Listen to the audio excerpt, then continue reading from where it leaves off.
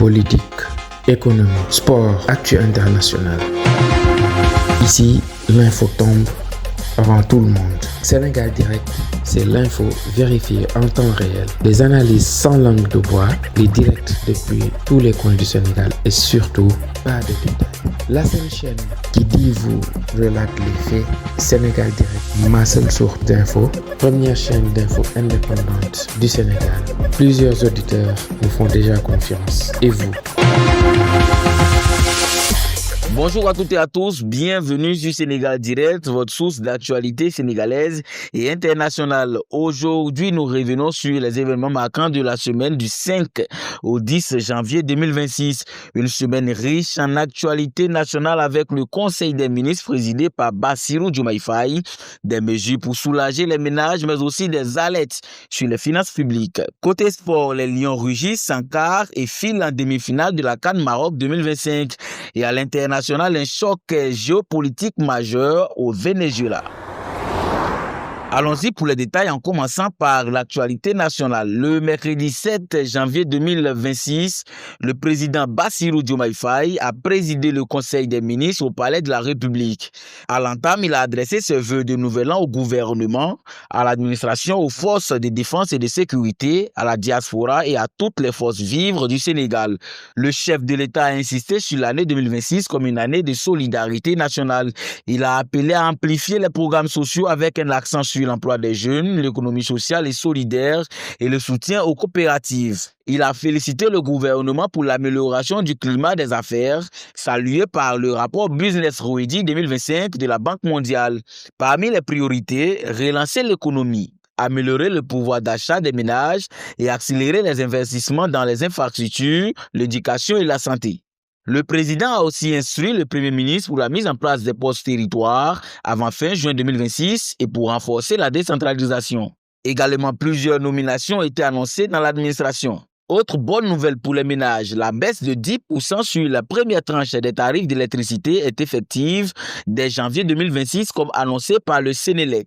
Une mesure pour soulager le coût de la vie en cette période de reprise économique. Cependant, des voix s'élèvent sur les défis financiers. Des économistes comme Seydina Alioune Ndiaye alertent sur un possible risque de défaut de paiement dès le premier trimestre 2026 si aucune restriction n'est engagée. La presse a beaucoup parlé des contraintes budgétaires et de la quête de financement pour les ambitions de développement. Passons maintenant au sport, source de fierté. À la CAN 2025 au Maroc, les Lions du Sénégal ont battu le Mali 1-0 en quart de finale le 9 janvier 2026. Le seul but de la rencontre a été marqué par Iliman Ndiaye, une qualification solide qui maintient l'espoir d'aller chercher le titre à nouveau. Faut savoir qu'en demi-finale, Sadio Mané et ses coéquipiers vont affronter le vainqueur de l'opposition Côte d'Ivoire-Égypte. On passe à l'international où l'événement choc de la semaine est sans conteste la crise au Venezuela. Le 3 janvier 2026, les forces américaines ont lancé une opération surprise capturant le président Nicolas Maduro et son épouse Cilia Flores à Caracas. Maduro a été transféré aux États-Unis où il a été comparu devant un tribunal à New York le 5 janvier. Il a plaidé non coupable aux accusations de narcotrafic, de corruption et d'autres charges.